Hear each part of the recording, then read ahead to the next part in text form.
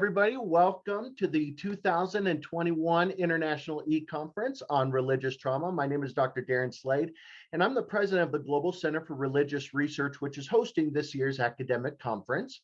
Now, one of the great things about GCRR is that you're being joined by students, scholars, and specialists from all over the world, right from the comfort and safety of your own home. Now, something significant to note is that the Global Center for Religious Research has established the world's very first and most comprehensive psychiatric research group to study the causes, manifestations, and treatment options for those suffering from religious trauma.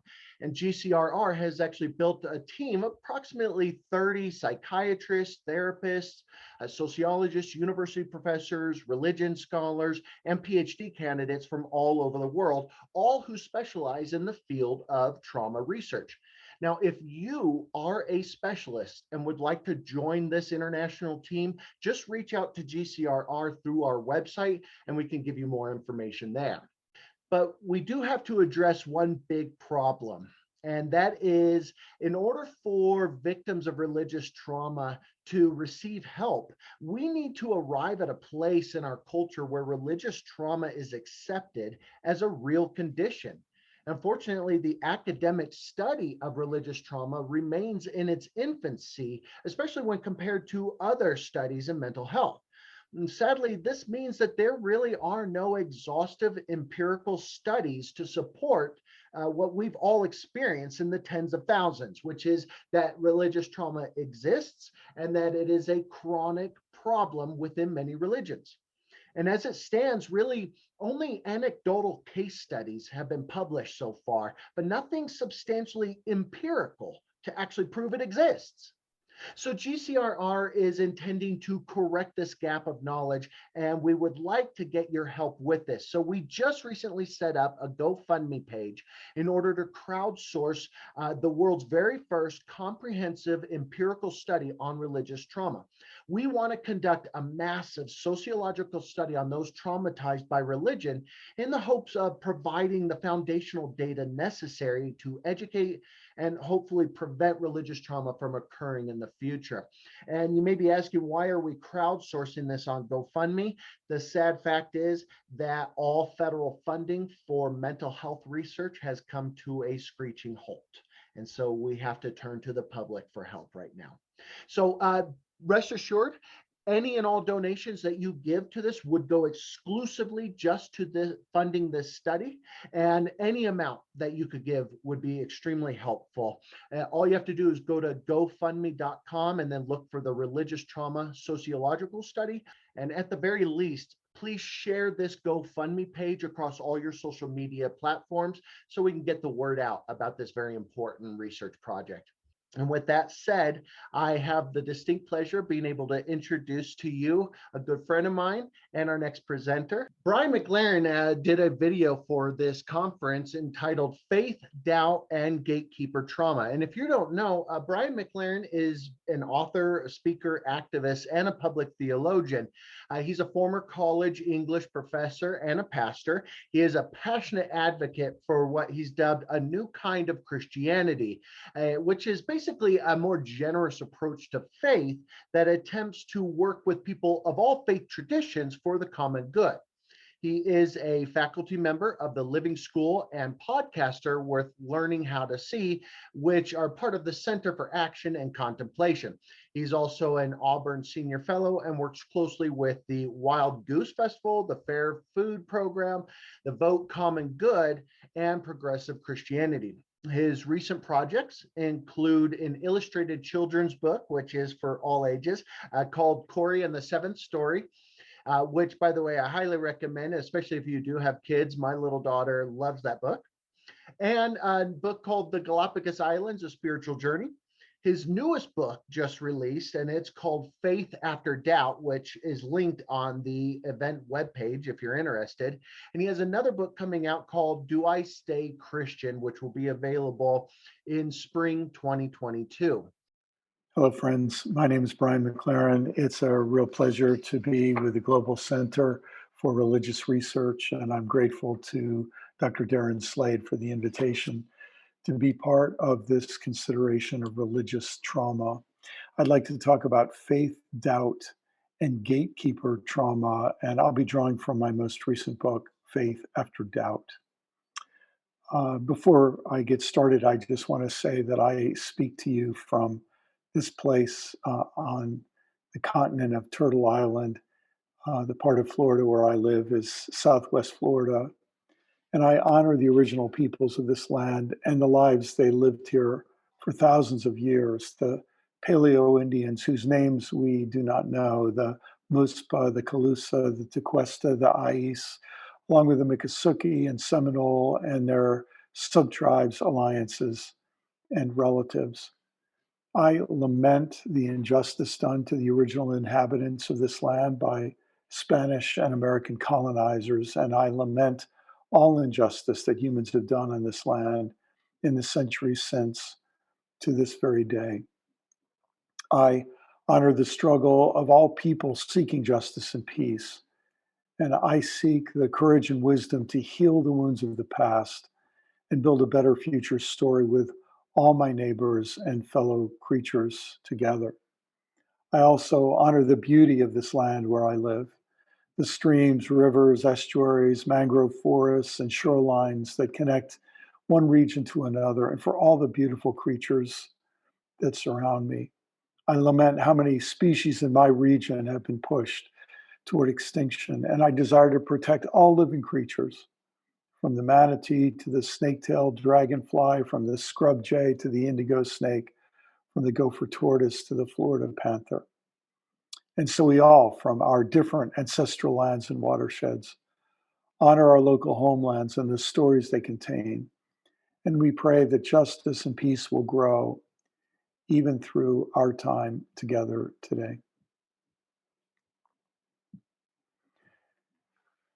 Faith, doubt, and gatekeeper trauma.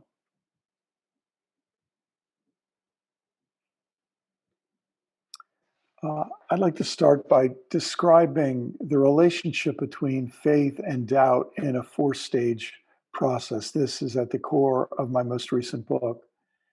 Over the years, I've been interested in theories of human development, and there are so many theorists going way back to the Romantic poet William Blake, to the Danish philosopher Søren Kierkegaard, in the 20th century, many amazing theorists, some who specified their research on religious development, faith development, others just on general human development and even civilizational development. But over the years, as I've studied these different theorists and reflected on my own experience, I've created a simple four-stage schema, four-stage model that synthesizes the insights of many of these amazing theorists. Stage one is simplicity. This is the stage where we all live as children. It's the stage where our parents and other authority figures are of survival necessity to us to help us know what's safe and dangerous, what's edible, inedible, who's friend, who's foe. And as a result, much of our thinking in stage one is dualistic because we have these binaries of safe, dangerous, friend, foe, family, other, uh, stranger, uh, neighbor. And because we're in this dualistic framework and we're dependent on authority figures to tell us what the categories are, and for many other reasons, this is a stage where we're highly dependent. We're authority focused, and we're always looking, we're children, we have no choice. We're always looking for easy answers because we don't yet have the skills to handle a lot of complexity. Uh, all is either known or knowable. And when I'm in stage one, if I don't know something, I tend to be sure that somebody does. And if I can just find the right authority figure, they'll explain it to me and make it clear. And often for people in stage one, life is a war because they've been given the binaries of friend and enemy. And so they see a battle between our authority figures and the enemies of our authority figures who are now our enemies. So it's dualistic in temperament as well as in perception. And that is where many people live their whole lives. This framework of simplicity serves them through their childhood. And often, if they marry young, they soon have children who they're bringing into this framework of dualism. And so many people in many places through much of our history have lived in simplicity for their whole lives. But many factors can drive people out of simplicity into complexity. Sometimes, as my dear friend and colleague Richard Rohr says, great pain and great love pushes us out of the simple, easy answers of simplicity. Sometimes it's a great education, PhD. Sometimes it's great travel where we encounter people of other cultures. But in stage two, we become increasingly independent. We stop depending on authority figures to tell us what to think, and we learn to do research and engage in critical thinking of our own. And we tend to be pragmatic in this stage. Because we're independent, we're learning to be independent thinkers. We want to know, how do I get an A on the test? How do I figure this out? How do I make money in this world? And we look for coaches who help us in our pragmatic pursuits. They don't just tell us what to think. They show us how to research. Uh, they maybe give us some shortcuts to find the best sources. Um, they help us improve our skills. They give us feedback and encouragement that we need. So we're looking to those coaches to give us the steps and techniques to figure things out on our own. And in stage two, we tend to think that all is either done or doable. And if we can find the right coaches, we'll be able to get just about anything done. And there's a kind of game theory sense to stage two because we realize that we're not all playing the same game. We're not all playing by the same rules. And in the world of religion, this is the stage where a Christian learns, oh, there are Muslims out there and Jews and atheists and agnostics and Hindus and so on. And they all have different set of rules. And we have to figure out how to get along. Now, I might still have a lot of my stage one simplicity, so I still see them as the other. Um, but I do have to figure out how to understand them and get along with them and work together with them. And a lot of people stay in stage two their whole lives. In fact, I think as a citizen of the United States is a nation that has excelled in a kind of fusion of stage one dualism and stage two pragmatism, hyper confident in our stage one certainty about knowing what's good and evil, right, wrong, us, them, and so on, but then very pragmatic in figuring out how to make money and build things and so on. A lot of people stay in stage two their whole lives. But again, for some of us, life pushes us beyond. I would say, especially graduate school often pushes people out of complexity, as as do encounters with significant social injustice. And we're driven to a third stage of perplexity. Um, and in this stage, we become relativistic and skeptical. We go back and we realize that certainty of stage one was often ill-founded. And even the confidence of pragmatism in stage two often was unexamined. And so we become critical and skeptical. We might even say that we're counter-dependent in stage three. We don't really know who we are unless we know the simpletons that we're critiquing. And so much of our life is based on peeling back the layers and exposing the underbelly of things that sometimes our heroes in this stage are rebels and iconoclasts. And very often our heroes are scientists who are simply trying to find out what's real and help us find some footing in a world that isn't as simple or even isn't as complex, but it's overwhelming in many ways in perplexity. There's no firm footing to stand on. Now we value good questions, and now we value suspicion. And we look around at human society and we say everything is subjective, everything is deconstructible.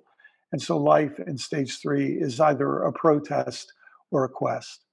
And very often this is a stage when people leave faith, because if all of their religious communities were stage 1 or stage 2, the religious leaders don't want them, and they don't want that kind of religious environment. Some in this stage discover solitude, a contemplative spiritual life, spiritual direction that then can help them inhabit stage 3 and maybe even move to stage 4. When we come to stage 4, that's the stage that I call harmony or solidarity.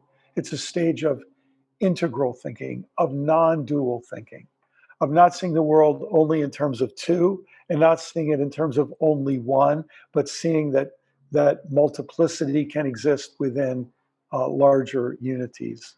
It's a stage where we learn to become interdependent, and where we look for a sage or a prophet or a mystic or just wise people who have lived long enough or have been through enough that they see what we see and maybe even a little bit more. We look for a kind of contemplative engagement with the world. We tend to see in an almost mystical sense that everything is one and connected. Um, Whereas in stage 1, we saw everything as uh, us versus the other. And maybe in stage 2, we saw competing groups. Um, in stage 4, we see that we're all connected. And we know that we live with a balance of things that are knowable and unknowable. And I think of a friend of mine who, through great suffering, entered into this 4th stage. And he had been a pastor, and he went through a deep period of doubt about everything he'd ever believed. And he said, the only thing I'm really sure of is that life is a gift and love is the point. That would be the kind of thing you might hear from a person in harmony or solidarity. I should add that I think there's really a 5th stage, and that's the stage of infancy. It's where we're all born. We might say this is the stage of narcissism, because we don't even know the rest of the world exists. We don't even really know we exist, but we know when we feel pain or discomfort, when we're hungry or we need to be changed. And so we're super dependent at this stage. And we're focused on caretakers whose job is to meet our needs. And every issue is an issue of survival and security. And we just need to have our comfort needs met. And for us, happiness is a warm blanket and a full belly and a clean diaper. And we're looking for people who will keep us happy. And the reason I mentioned stage 1 will become, the reason I mentioned stage 0 will become clear a little later. Instead of thinking of these as successive, you might think of them as rings on a tree. That stage 0 is where we begin. And then from it, stage 1 grows to be something bigger than narcissism. And then stage 2 grows to be something bigger than simplicity. And then stage 3 grows to be something bigger than perplexity. And stage 4 grows to be something bigger that embraces, it transcends, but it includes all of the earlier stages. And in fact, you could think that eventually harmony becomes the new simplicity. And then you engage with a new period of complexity, and then a new period of perplexity, and then maybe a bigger framework of harmony, and so on. I think this process is iterative, and I think we are never really, well, we don't ever have to be done growing up. Although, again, many of us pause at any one of these different stages and could spend the rest of our lives there. Now, there's a special role in each of these stages. It's the role of the gatekeeper. So a group that's primarily a stage 1 group centered in simplicity is going to have gatekeepers. And they're very, very sensitive to anyone who moves beyond simplicity.